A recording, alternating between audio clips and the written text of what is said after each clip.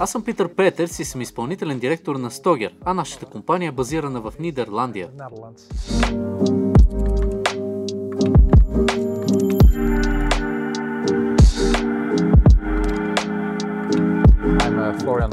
Аз съм Флориан Манс и съм мениджър международни продажби в Стогер вече почти 4 години. Ние се опитваме да си проправим път на този много динамичен пазар.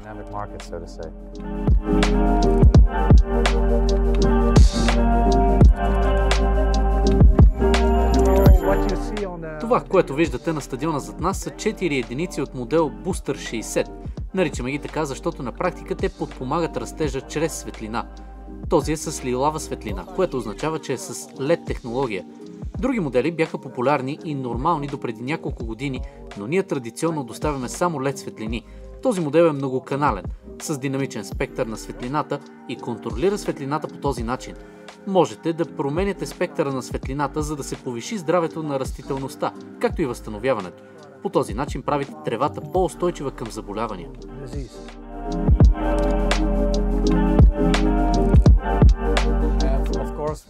Разбира се, за нас това е най-добрият вариант, но тестовете и много проучвания доказаха, че този динамичен спектър на светлината, който ние използваме, има изключителни резултати.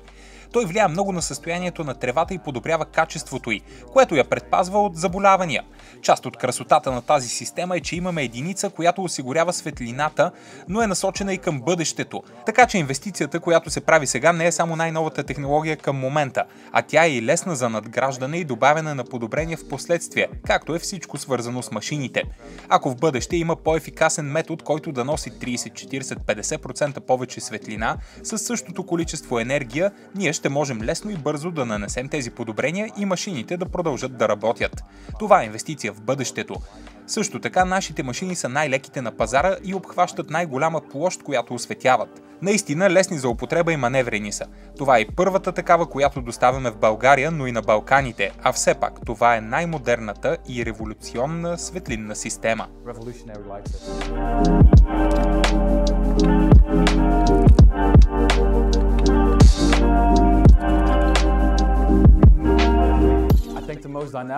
Мисля, че най-динамичният проект, може би Питър ще разкаже повече за него, беше в Азия.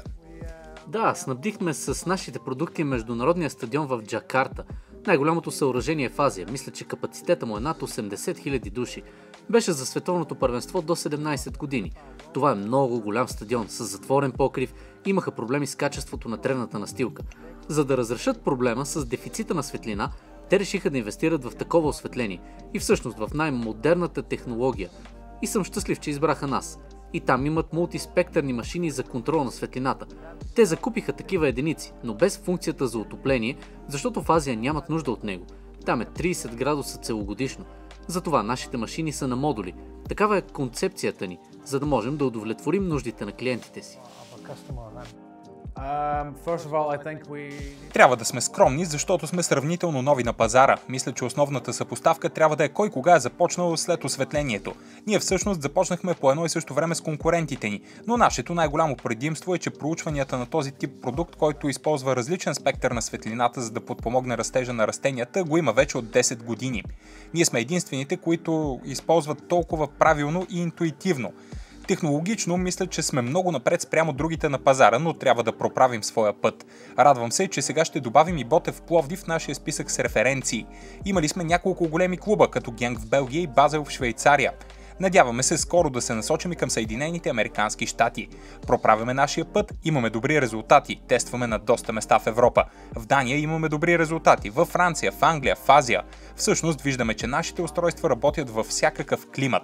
Това, което правим, е на правилния път и ще продължим да го правим по този начин.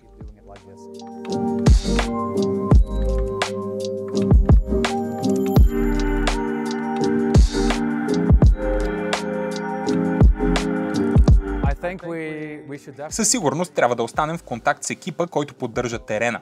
Знаем всички изисквания на един терен. Не е само светлината. Да, светлината прави така, че тревата да расте, но има и още много фактори. Какви препарати се използват, как се поддържа, колко често се полива през деня. Трябва да знаем тези статистики и как се поддържа терена и след това ще знаем как да имплементираме стратегиите за светлината, за да има добри резултати. Трябва да започнем оттам и след това да продължим напред.